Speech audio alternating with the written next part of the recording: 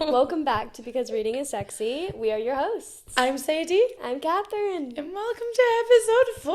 Welcome. If you've been listening this far, we love you. You're a real one. Yeah, we're grateful for you and we appreciate you, because never did we think when we started this anyone would ever want to listen to us yap, and people do. I mean, I kind of had a slight hope that people would want to listen to us. Yeah, but like consistently. Yes, true, actually. The loyal listeners out there, you know who you are. Yeah. Today we are discussing book to movie and TV adaptations, or sort of like the progression of books into a different media form. Because reading is sexy, and so are screen adaptations. Okay, let's get into the first adaptation. We thought we'd do the adaptation that's kind of on everyone's mind right now, and that is The Summer I Turned Pretty. Now, my confession is I haven't read all the books. Yeah, but I think that that's okay, and this is why I think that that's okay. I read the books when I was 12. Is there 4? There's 3. There's 3. For the 3 seasons. So, I thought I'd read 2. Maybe I've only read 1. Okay. But it was a while ago. Yeah. I read them when I was 12, and at the time, first read them when I was 12, and at the time I was like, oh, that was fun, that was cute. I hadn't really read very many romances at that time. I was pretty I heavily... feel like I wasn't really, clocked in. Do you know what I mean? I read the first one, and then I never was like, oh, I'm going to read the rest of them. I just read it for, probably just picked it up somewhere. And to be completely honest, this was very, very, very deep in my fan fiction sort of beginning. This is when I first started reading fan fiction, we've all been there. Reading. No, not everyone has been to that level, because I was reading fan fiction the same way I was reading books. Okay. It wasn't just a casual. I was reading fan fiction, Harry Styles predominantly. Okay. And it was very much we're selling you to the Duplicity. band to make. Yeah. Oh my god, duplicity! Don't get me started on. It's that. I basically every single thing that I liked, I would try and find fan fiction. This is not important. I'm not delving into this right now. I read After, but when it was still on Wattpad. Yeah, I did too. And I don't want to delve into any further because I really don't want to expose myself further. But this was really deep into my in the beginning of my sort of fan fiction start. Mm-hmm. So I think at the time it sort of felt like a continuation of that. And then when I read it when I was older, when the show came out in 2022, I was like, I could read better fan fiction. This feels like fan fiction, but it feels like poorly written fan fiction. I did think when it, when I saw that it was coming out, I was like, oh my god, this is my time, I'm going to go and reread them. Yeah. And then now I'm like, no, I'm not. It's very young. It's very, very young, and I feel like it's just not very good. And So we're voting that the show is better than the books. And I don't say that very often, okay? I will always be say, a book yes, is better. Yeah, because there's always going to be more detail, but the show is better. The show is so good. And honestly, if you watch the first season, the progression from the first season even just to the third season is so insane. Crazy. Because the first season is so fun. It's just Belly during summer, and it's not as heavy. I feel like season 3 as well. But even season 2, you switched. I feel gears. you really do sense the growth. Yes. And the growing up. The characters aren't that much older, but you feel like there's been a jump in growth of maturity of relationships, and I think that's really portrayed really well. And we're recording this before the finale comes out on... Is it tomorrow? Yes, it comes out tomorrow. So we're filming this the day before the finale comes out. I've also not watched last week's episode, so that will be episode 10? Oh, I don't know. Anyway, I've not watched it, and I think I will just do a double whammy. I really, really like how Jenny Han has done the show, and I honestly really love... how she's in it. She makes so many cameos in the background. I love it. But I love how she's made Belly, because I feel like a lot of people really don't like Belly, but I think the thing is that nobody likes their 17, 18, 19 20-year-old self. Yeah. You know, like, that's such a formative time, and it's such a time where you're, like, making so many mistakes that, like, you look back then and you're like, oh my God, because but that's you're a the baby thing, like, adult. you're getting angry, like, I'm watching this and I'm like, why is she doing that? Why is she doing that? And then I'm like, I probably would have done the exact same. If two brothers were like, I'm in love with you and I want to be with you, and they were both attractive and I'd spend my entire life with them, are you joking? Yeah. I'd flip-flop. We're just gonna go now. I'd flip-flop, but then if one was significantly better looking, I wouldn't sleep with both brothers, to be completely honest with you. Yeah, no, I didn't like, in the book she didn't sleep with both the brothers, and in the show she did sleep with both of the brothers, so I was like, if you marry one of them, girl, you're still Did she lose her sleeping. virginity to Conrad? Yes. Sadie and I are really, really loving The Summer I Turned Pretty, and we're kind of really sad that it's coming to an end, but we're really loving where Jenny Han went with that. But we're gonna sort of, like, kind of rapid fire through some, like, just through, like, the main ones. I wrote down a bunch, so we're just gonna rapid fire through some, and some of them Sadie might not have seen, because this is all stuff, like, this is just from my noggin. I also would like to straight away go in with the most horrifically dealt with screen adaptation I've ever witnessed. It ends with us. The tragic car crash of a movie that was. Like, I'm not even going into it, I just, like, on the topic of, like, adaptations. Yeah. So I read that book, and when I read it, I liked it. Do you know what I mean? Maybe now reading it, different story, but at the time, like, I do feel like it provoked emotions in me. I was upset, I was angry, like, I was feeling it, and I went to see it, and I walked out the cinema, and I thought, what the hell have I just witnessed? Yeah, I can't even get into my opinions. Atrocious. Not even just on the movie, on the book too. Yeah. I have very strong feelings about Colleen Hoover, as anyone should, but yeah, I hated both of those things. That's just a car crash, and do you know what? Oh, that's a things should just be left alone. Yeah, I think she should have her pen taken away from her. Yeah, she should not be tippy-tapping on her laptop no more. No, she should retire. Okay, The Notebook. The Notebook, I actually don't even want to embarrass myself by saying how many times I've watched The Notebook. The Notebook.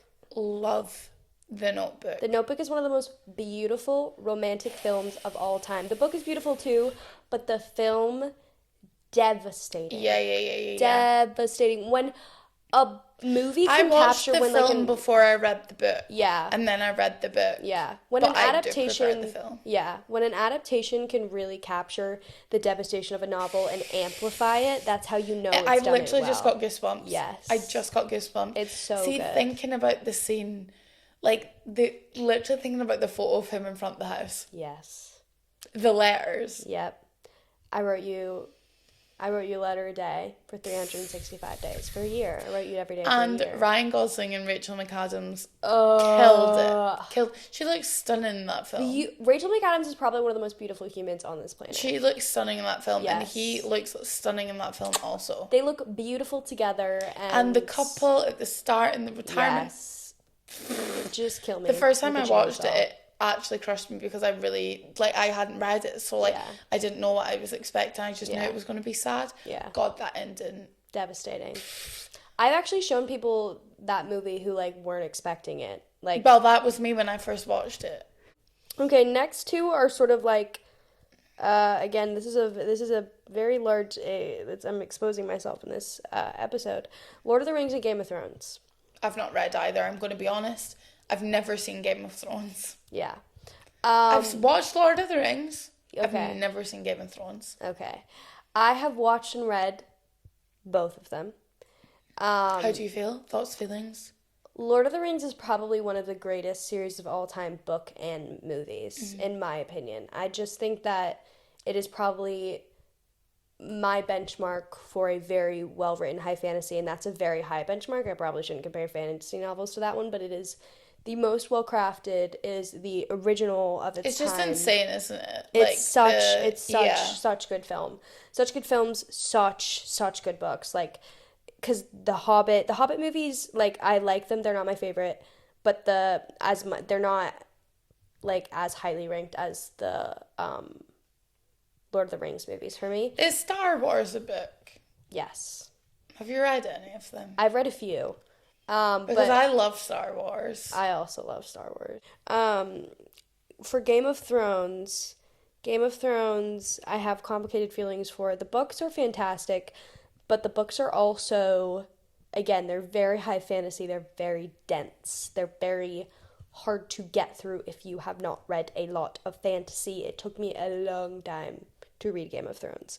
But the show, if the eighth season wasn't there, it would be probably one of my favorite shows of all time. Wow. Yeah, it's like actually one of my favorite shows. I feel like I should watch it.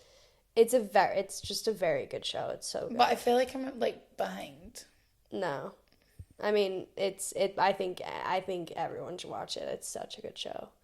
It's very graphic, but I watched it when I was in high school. It's so good. It's just, again, it's one, like, Lord of the Rings and Game of Thrones are two, like, top tier. I think it's really hard to do fantasy. Like, really hard to do fantasy. And they both did it fantastically. Stunning. God tier. Whoa. Yep. My next one is The Great Gatsby. Oh, okay. Yeah. I really enjoyed that book. Yeah. I wrote, like, my, like, National 5 English was, like, they'd chosen that book. And I was like, oh my God, I've already read it. Yeah. They were like, if everyone could buy a copy, I was like, oh my God, I already have one. Like, and the enjoyment I got out of, like, studying it. So we read the book and watched the movie. Yeah. And then I wrote my, like, I'd done my exam on the book. Yeah. And, like, it was just so great because I already really enjoyed it. It's another nostalgic thing for me because the movie reminds me of, like, that time of my life. But it's just Leonardo DiCaprio in that. Yeah. Classic. Yeah. And there's so much symbolism in that movie. And I think being able to study it was just really fun. Yeah. Because I already knew it. I already liked it. Yeah. I'd already read it. Yeah. I think that Baz Luhrmann smashed it. Yeah. Sorry, this is going so off track, but the 1996 Romeo and Juliet. Yes. Yeah. Wow, I love that movie. Yeah, I really enjoy that. I enjoy so much. I enjoy that one and I think it's the 1960s. Yeah. I remember seeing that movie and thinking that she was the most beautiful person I've ever seen in my entire life. The original. Yes. One. Yeah. I also remember, like, seeing the scene where Leonardo DiCaprio and Claire Danes, like, see each other through, like, the fish tank, and it's Kissing You by Desiree playing, and honestly watching that as, like, a young child changed the trajectory of my life. Like, I was like, this is the most romantic thing ever in the world. And him in the, like, Hawaiian shirt and how they, like, modernized it into, like, gangs. I was like, that was Baz Luhrmann again, was it not? Yeah. And I was like, oh my goodness. Yeah. Like, I was so taken by it. Yeah. And it's just, like, the cinematography, the soundtrack, everything is just done. Nice Baz Luhrmann. Yeah. Chef's kiss. So I'm singing his praises. Yeah. I think I really enjoyed the Romeo. I feel like Shakespeare, I'll always enjoy, like, a Shakespearean adaptation. This one's a big one. Okay. The Hunger Games. Oh! Yeah. We cannot do screen adaptations without speaking about The Hunger Games. Yeah. I still yet to read Sunrise on the Reaping, but it's fine because they're making that film. Yeah. Susan Collins does not write unless she has something to say, and obviously there's always something to say, but she really is very hyper focused on her messaging in these books. And here's the thing, the books I think will always they are better, but I love the movies also, and I love them in a different way. It's just a hyperfixation that I have. I love the movies. It's just something about them. They really comfort movies that aren't, like, comforting, but like are comforting. They scratch an itch. And like the soundtrack as well. So good. Like it's just It's very impactful. Even the most recent one, like Ballad of Songbirds and Snakes. Yeah. Like I love the anything that Rachel. Yeah. Yeah. But Rachel Zegler. Yeah. I'm picking up what she's putting down. Yeah. Okay. Next, this is a big one for me. This is my favorite movie of all time. Okay. It is one of my favorite books of all time. It is one of the first pieces of classic literature that I ever read. Okay. It is Pride and Prejudice. And the Pride and Prejudice 2005 film is my favorite. I've never seen it. I know. It's one of those movies that I've definitely seen parts of. But have I sat down and watched it in my recent years? No. And am I meaning to? Yes. It is my favorite. It is my favorite film of all time. Pride and Prejudice is also one of my favorite books of all time, but I feel like the movie, for some reason, I watched it at a very formative age. I cannot actually express how many times I've watched the movie and how much I love it. I listen to the soundtrack a lot. Okay. Practical Magic. Yes. You've seen it. Yes. One of my favorite movies of all time. And they're bringing it back out. And I don't know how I feel about that. I don't like whenever they come out with sequels like 20 years later. Like that Hocus Pocus. Trash. The Practical Magic score gives me shivers every time. I love the Practical Magic score. Mm-hmm. What was that other one? Enchanted. Second one. Trash. Little Women. Yes. Have you read the book? Yes. Have you seen both movies? No, I've just seen the most recent one. Okay. The first one... Timothée Chalamet. But I love Florence Pugh as Amy. Yes. Perfect. Love her. And Saoirse Ronan as Jo. Yes. Sound of Music. I haven't read the book. I haven't read the book. Love the film. Love the film. Do, re, mi, fa, sol, la, ti, da, do. No, do, re, mi, fa, sol, la, ti, do. Yeah, okay. Wicked. I've not read Wicked. Have you? Not? Yeah. No. Is it not a bit weird? It is a bit odd, but it's an old book. Twilight.